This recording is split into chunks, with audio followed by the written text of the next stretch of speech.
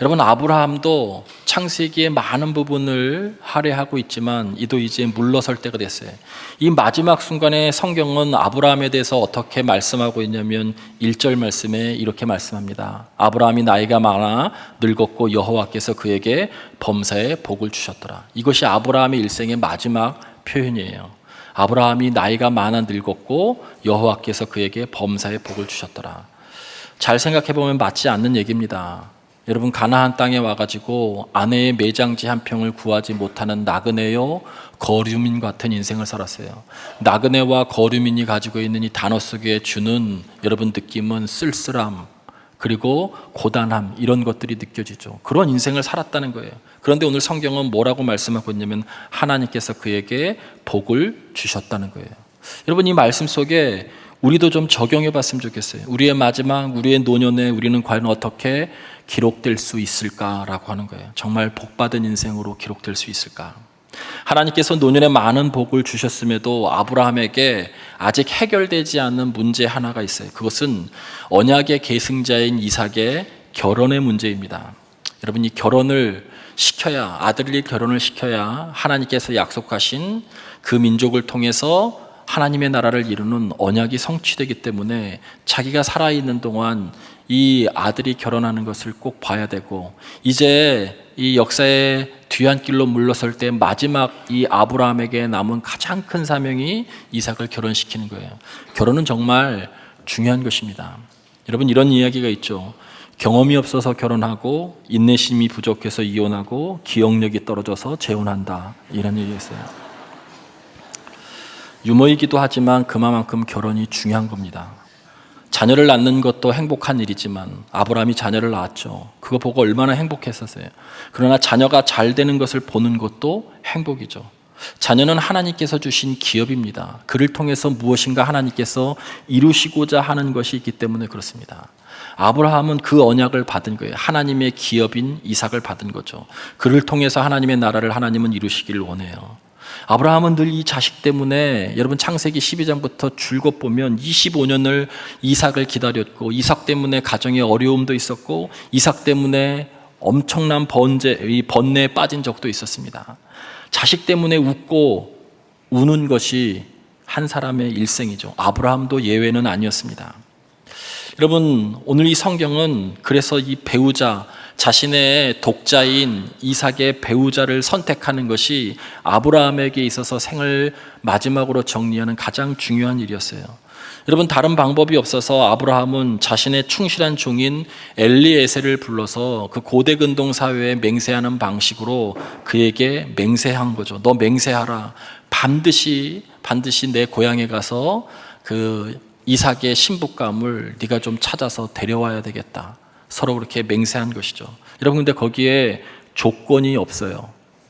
뭐 외모가 출중해야 되고 돈이 많아야 되고, 여러분, 그런 조건이 없어요. 조건은 단 하나예요. 3절 말씀에 보면 가나안 사람들의 딸들 중에서 내 아들의 신부감을 찾지 말라는 거예요. 쉽게 얘기하면 여기서 찾지 말라는 거죠. 쉽게 얘기하면, 여러분, 오늘날은 소개하는 어떤 세속적인 표현으로 중매쟁이라고 하는 분들 있죠.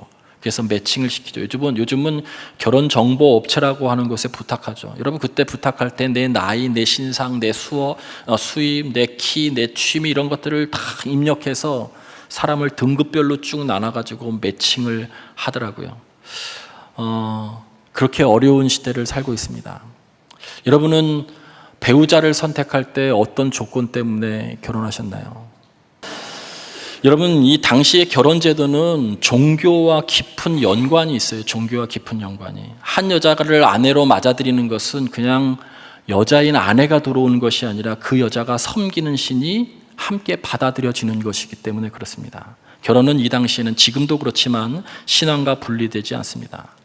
여러분, 이스라엘 백성들이 패망할 수밖에 없었던 가장 결정적인 이유는 이 여인이 들어온 것 때문에 패망한 거예요. 그날의 국력이 약해서, 그날의 그 다른 어떤 것이 아닙니다. 하나님께서 솔로몬에게 부강한 이스라엘을 통치하시도록 부강한 이스라엘을 주셨어요. 처음에 그런데 이 솔로몬은 하나님이 부강한 나라를 주셨는데 이 부강한 나라를 지속시키기 위해서 하나님께 기도하고 하나님께 의지하기보다는 인간적인 방법을 쓴 것이 뭐냐면 그의 혼인 정책이었어요. 외교 정책 속에 자신이 통치하고 있는 주변의 국가들과 끈끈한 연대를 그리고 별 문제가 없게끔 하기 위해서 그가 선택한 것은 주변 국가들에 있는 그 나라의 공주들을 자신의 아내로 삼았어요. 그런데 거기에 머물지 않고 여러분 그 혼인 정책이 결국에 그 여인들이 들어오면서 그 이방신을 믿고 있는 그 여인이 믿고 있는 이방신이 함께 이스라엘에 들어온 거예요. 그래서 열왕기상 역대기서에 보면요, 결국 이스라엘의 왕궁에조차도 성전에조차도 때에 따라서는 여러분 우상 숭배가 가득했던 거예요. 왜 그래요? 솔로몬 시대 때 시작됐던 이교도 여인들이 들어옴으로 인해서 이방신이 섬기게 된 것이죠. 여러분 그것이 가장 극에 달았었던 때가 아합과 이세벨의 시대예요. 솔로몬의 혼인 정책은 야훼의 신앙을 훼손시켰고 하나님의 길에서 모든 이스라엘 백성들이 벗어나게 하는 결정적인 계기였어요. 여러분 이것 때문에 우상이 패역하고 가득한 것이기 때문에, 그래서 우상의 문화가 가득한 죄악의 문화였기 때문에 결국 하나님은 바벨론을 들어서 그 이스라엘을 경고하시고 심판하신 것이죠. 다른 것이 아니에요. 이방 여인이 들어온 것 때문에, 종교가 같이 들어왔기 때문에. 여러분 이것은 역사 속에 대단한 아이러니입니다. 이스라엘 백성들을 하나님께서 전권적으로 인도하셔서 애굽에서 이끌어내셔서 하나님의 나라를 만드시려고 했는데, 여러분 이 혼인 정책 때문에 훗날에 이스라엘 백성들의 왕조들이 하나같이 우상 숭배함으로 통해서 바벨론에서 멸망당하자 많은 사람들이 바벨론으로 포로로 잡혀갔고, 폐허가 된 이스라엘에 남아있는 사람이 있었고, 이 폐허가 된 이 땅에 살 수 없다고 다른 나라로 이주했던 대부분의 사람들이 어디로 갔냐면 애굽으로 이주했어요. 애굽은 이스라엘 백성들이 하나님께서 하나님 나라를 이루시고자 이끌어낸 곳이에요. 그런데 그 애굽으로 다시 돌아간 거예요. 하나님은 이끌어내셨는데 그들은 다시 과거로 돌아간 거죠. 그것이 무엇 때문에 그러냐면 한 여인이 들어와서 그의 종교가 온 땅을 덮었기 때문에 그렇습니다. 그래서 여러분 여기서 찾지 말라는 거예요. 다른 조건이 없어요. 내 자부, 언약의 계승자의 결국 아내가 될 내 자부를 찾는 조건은 외모도 아니고 능력도 아니고 물질도 아니고 그 어떤 것도 아니에요. 가나안 사람들의 딸들 중에서 내 자부를 찾지 말라는 거예요. 여기서 찾지 말라요. 왜? 아직도 이 가나안 땅은 패역한 죄악의 문화가 가득하기 때문에 그래요. 이것은 단순하게 장소를 여기서 찾지 말라는 것은 장소를 의미하는 것이 아니고요, 가치관을 의미하는 거예요. 아브라함이 여기서 찾지 말라고 했었던 것은 그런 세속의 가치를 가진 사람으로는 하나님의 나라를 이어갈 수 없기 때문에 이삭의 내 자부를 찾을 때는 이 땅 가나안에서 그 가치에 물들어져 있는 사람 속에서 찾지 말라는 거예요. 그래서 엘리에셀을 메소포타미아에 있는 자기 고향으로 보내죠. 여러분 임무를 받은 엘리에셀은 막막했어요. 가나안에서 메소포타미아까지 640km예요. 여러분 오늘 그런데 그 거리를 다 지나서 오늘 11절 말씀을 보면 나홀성, 메소포타미아의 나홀성에 이르러서 자기가 가지고 있는 낙타 10피를 성박 우물 곁에 꿀려놓고 하나님 앞에 기도해요. 그때가 언제였냐면 여인들이 저녁 때, 이제 그늘이 지고 선선한 때 여인들이 물을 기르러 나올 그런 때예요. 막막했던 이 종은 하나님 앞에 오늘 12절 앞에 이렇게 기도하죠. 우리 주인의 하나님 여호와여, 원하건대 오늘 나로 순조롭게 만나게 하사 내 주인 아브라함에게 은혜를 베푸시옵소서. 막막하니까 하나님 앞에 기도한 거예요. 아브라함이 무슨 누구를 데리고 오라고 어떤 그런 조건을 이야기한 것도 아니고 이 땅만 아니었으면 좋겠다, 고향에 가서 데리고 오라고 하는 그런 막막함 속에 그가 기도했었던 것은 뭐냐면 하나님 나로 순조롭게 만나게 해 주십시오라는 거예요. 그러면서 우리 주인의 하나님 여호와여라고 이야기할 땐 우리 주인의 하나님을 늘 만나주시고 경험케 해주셨던 그 하나님, 이제도 은혜를 베푸셔서 이 임무를 완성할 수 있도록 나로 그 신부감을 순조롭게, 옛날 성경은 순적히 만나게 해주십시오.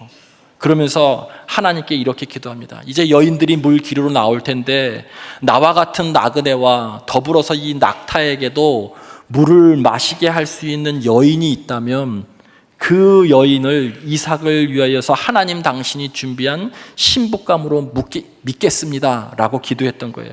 근데 오늘 성경에 뭐라고 나와요?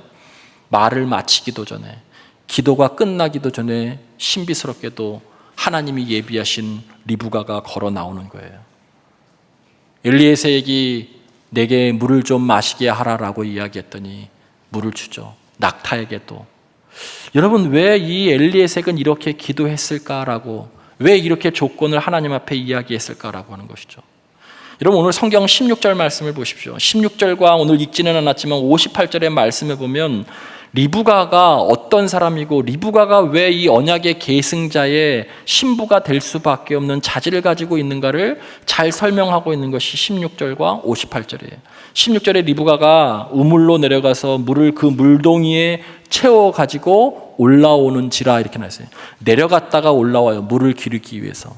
여러분, 우리가 생각하는 우물이라고 하는 것은 그냥 타원형의 물이 고여져 있는 곳에 두레박으로 물을 이렇게 끌어올리는 것을 생각하죠. 그러나 이스라엘 시대 때에는 이 아래 낮은 지대에 있는 곳에 물을 저장해 두는 곳에서 계단처럼 내려가서 물을 길러 다시 올라와야 되는 거예요.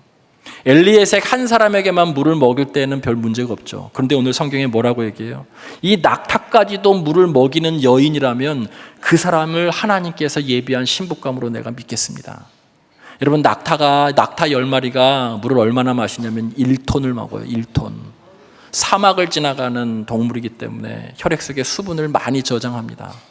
1톤을 여러분 내려갔다 올라갔다를 반복하면서 나그네뿐만이 아니라 여러분 10필의 낙타에게까지 물을 먹일 수 있는, 그 여인은 어떤 여인이냐면 여러분 나그네를 환대하는 여인이에요. 생명을 사랑하는 사람이죠.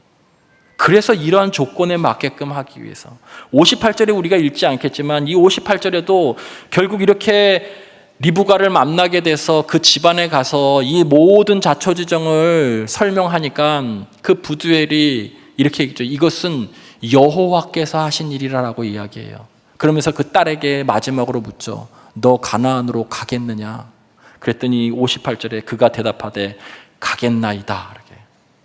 아브라함이 본토 친척 아비의 집을 떠나서 하나님의 말씀에 순종하고 대도시를 벗어나서 그 촌구석인 가나안에 갈 수 있었던 것처럼 결국 이 리브가도 개척정신과 그리고 도전정신을 가지고서 여러분 결국 내가 가겠나이다 이렇게 얘기해요.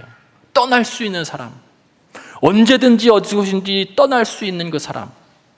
리브가에게는 나그네를 환대하는 환대가 있었고 미지의 세계에 대한 그러한 어떤 도전 정신이 있었고 생명에 대한 사랑이 있었던 것이죠.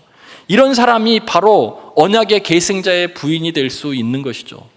여러분, 그래서 오늘 60절 마지막에 보면 그 가족들이 떠나는 리브가에게 이렇게 축복합니다. 너는 천만인의 어머니가 될지어다.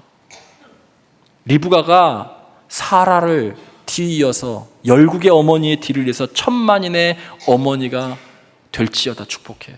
그러기에 충분한 조건을 가지고 있는 거예요. 하나님의 나라는 그냥 이루어지는 것이 아닙니다. 리브가가 어떤 가치관을 가지고 어떤 여인이었던가, 어떻게 계승될 수 있는가는 리브가가 어떤 존재인가를 보면 우리도 그런 존재여야 된다는 거예요. 하나님께서 그래서 결국 리브가를 선택하죠. 그래서 결국 이제 가나안으로 가게 됩니다. 이것이 첫 번째 우리들에게 주는 교훈이라면 두 번째 교훈은요, 오늘 이 성경에 엘리에셀이 이 모든 임무를 완수하는 과정 가운데 그도 신앙을 고백하게 돼요. 여러분, 12절에는 그는 우리 주인 아브라함의 하나님이여 라고 그렇게 이야기하다가 결국에는 자신도 이 과정 속에서 초월의 하나님을 경험하게 됩니다. 그리고 그가 기도하는 내용을 보세요. 자, 이 기도는 여러분이 그냥 외워서 기도하셔도 좋아요. 자, PPT 화면에 좀 보시죠. 21절 말씀부터 56절까지 말씀 중에 네 말씀이 중요한 동사 두 개와 주어와 그리고 끝뜻을 잘 여러분 반복되는 것을 보세요. 21절에 여호와께서 과연 평탄한 길을 주신 여부를 알고자 하더니 처음 그가 이 엘리에색이 하나님 앞에 막막했을 때 기도했던 것이죠. 27절에 여호와께서 길에서 나를 인도하사 아브라함의 동생 집에 이르게 하셨습니다 라고 하는 신비스러운 체험을 하게 되죠. 48절에 여호와께서 나를 바른 길로 인도하사, 56절에 여호와께서 내게 형통한 길을 주셨으니, 여기에 두 가지 동사가 나와요. 첫 번째 뭐죠? 주셨다는 거예요. 주다라고 하는 표현이 두 번 나오죠. 주다라고 하는 거예요. 길을 내가 걷고 있지만 그 길을 주신 분은 누구라는 거예요? 하나님이라는 거예요. 여호와께서가 계속 반복되고 있죠. 하나님이 그 길을 주셨다는 거예요. 그 길의 주도권을 하나님이 주고 계시다는 거예요. 여러분, 두 번째 동사는 뭐예요? 반복되는 인도하사라는 거예요. 그냥 단순히 인도했다는, 가이드했다는 뜻이 아니고 히브리어에 나하라고 하는 것인데 사로잡아서 강권적으로 이끈다라고 하는 뜻이에요. 사로잡아서 강권적으로 이끈다는 거예요. 엘리에색이 그것을 느낀 거예요.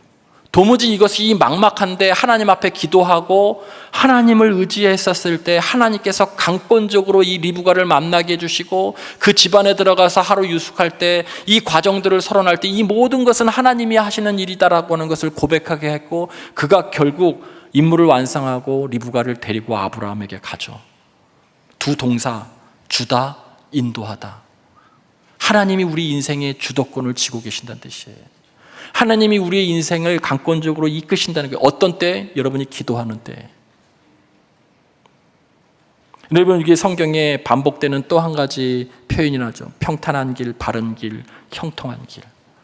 여기에서 길은 엘리에셀에게 있어서는 인생길이에요. 그의 분의 임무를 의미하는 거예요. 부여된 임무. 그러나 우리들에게 따질 때는 우리 앞에 놓인 어떤 과제, 사명, 우리 인생의 전체의 길을 이야기해요. 엘리에셀의 과제가 우리의 인생길과 같은 것이죠. 근데 그게 막막하다는 거예요.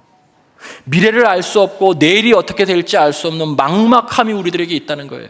그 막막할 때 엘리에셀이 이렇게 기도했다는 거예요. 이렇게, 하나님 나를 도와주셔서 순적히 만나게 해주십시오. 우리들을 환대하는 사람을 하나님께서 말씀하셨던 그 임무에 완성하는 그 신부감으로 내가 믿겠습니다. 그도 하나님 앞에 기도할 때 이 모든 것을 하나님께서 강권적으로 인도해 주셔서 모든 임무를 완수하게 했다는 것이죠. 그도 뭘 경험했냐면 아브라함이 경험했던 초월의 하나님을 드디어 경험한 거예요. 여러분, 그래서 여호와께서 내게 형통한 길을 주셨으니 이렇게 고백하잖아요. 내가 경험했다는 거예요. 나를 바른 길로 인도하사. 27절 말씀에 여호와께서 길에서 나를 인도하사라고 하는 거예요.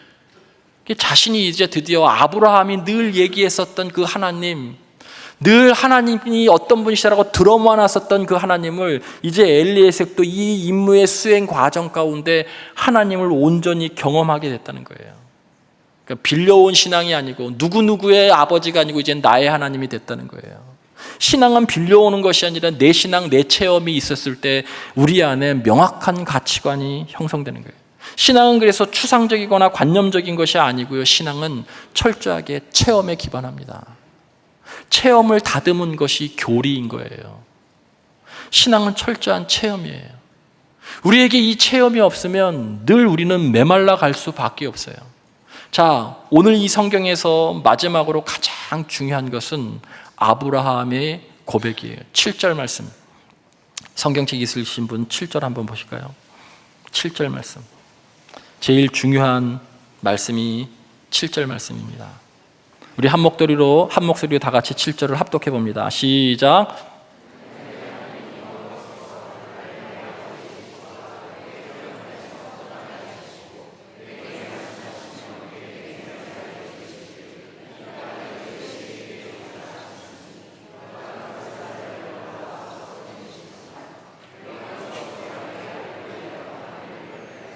자, 7절 후반절에 이렇게 나오죠. 그가 그 사자를 너보다 앞서 보낼지니라.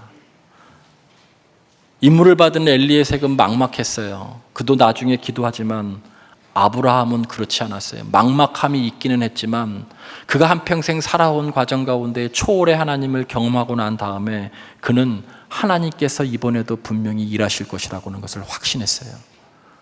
너 거기 가면 결국 내 아들을 위해서 준비된 신부감을 만나게 될 것이다. 이 말은 언약, 소망이 그 안에 있다는 거예요. 언약 안에 그의 기도가 있다는 거예요. 그런데 그 앞에 신비스러운 표현을 하죠. 그가, 하나님이 그의 사자를 너보다, 너 막막해하고 있는 너보다 앞서 보내실 것이라는 거예요. 여러분, 이 얘기는 아무나 할 수 없어요.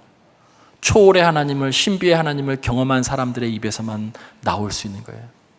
자신은 늘 그렇게 경험했어요.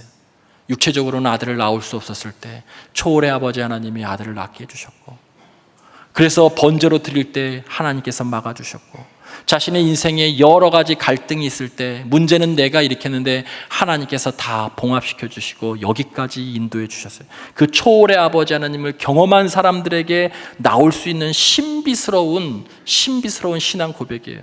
너 걱정하지 마. 하나님께서 너보다 먼저 그의 사자를 보내실 것이라. 그분이 일하실 거야. 그래서 신부감을 준비해 놓을 테니 너 그 신부감을 데리고 오라는 거예요. 아브라함은 이미 알았어요. 길의 주도권이, 인생의 주도권이 하나님에게 있는 것을. 그래서 너보다 앞서 그의 사자를 보낼 것이다. 여러분, 저는 설교를 준비할 때 마지막은 기도가 여기에 부어지지 않으면 설교는 대단히 메말라질 수밖에 없습니다. 여러분이 아무리 악기를 아름답게 연주하고 찬양을 아무리 아름답게 해도 여러분 안에 기도가 함께 되지 않고 영성이 없으면 그것은 그냥 세상에서 아름답게 연주하는 것뿐이에요. 예배당에서 하는 것은 그것과 다른 것이죠. 설교도 마찬가지고, 여러분이 열심히 하고 있는 어떤 교회 안에서 밖에서의 사역들도 여러분이 그 안에 기도가 있지 않으면 여러분 그 사역 때문에 오히려 더 힘들 수도 있어요. 말씀과 기도는 함께 가는 것이고 사역과 기도는 함께 가시는 거예요. 여러분, 교회에도 아무리 많은 사람이 있어서 수적으로 많이 불어나도요, 그곳에 기도가 없으면 교회는 메마를 수밖에 없어요. 진정한 부흥은, 진정한 개인의 부흥은, 진정한 교회 공동체의 부흥은, 사역의 부흥은 기도가 뚫려야 돼요. 막막할 때 그 초월의 하나님을 경험하는 경험이 또 다른 기도를 부를 수 있는 거예요. 제가 매일 공동체 기도를 하고 있는 이유는 이 말씀을 아무리 우리가 들어도 여러분, 우리 힘으로는 이 말씀을 실천할 수 있는 의지와 능력이 없어요.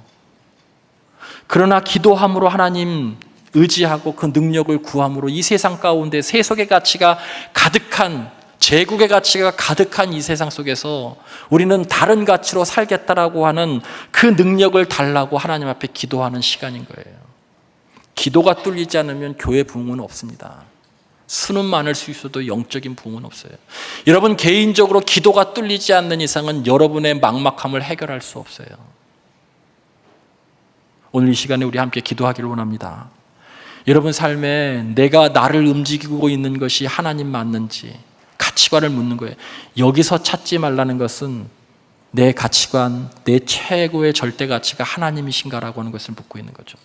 두 번째, 우리들이 기도할 때에는요, 여러분 오늘 여기 주신 말씀처럼 우리가 정말 하나님 앞에 나로 바른 길, 평탄한 길, 형통한 길로 강권적으로 인도해 주십시오. 우리가 막막할 때 그렇게 기도하세요. 결혼 정령기에 있고 자녀들이 결혼 정령기에 있음에도 불구하고 여러분 아직도 그렇게 그 기도가 이루어지지 않는 분들, 그냥 말씀대로 기도하세요. 하나님, 순조롭게 만나게 해 주십시오. 그리고 여러분이 기도가 언약 안에 있어야 돼요. 언약 안에. 그럴 때 하나님이 반드시 여러분의 기도를 들어 응답하시며 엘리에셀처럼 여러분도 하나님을 경험하게 될 것입니다. 그 경험이 여러분의 기도를 한 번 더 업그레이드 시킬 거예요. 그 경험이 여러분의 신앙을 한 번 더 업그레이드 시킬 거예요.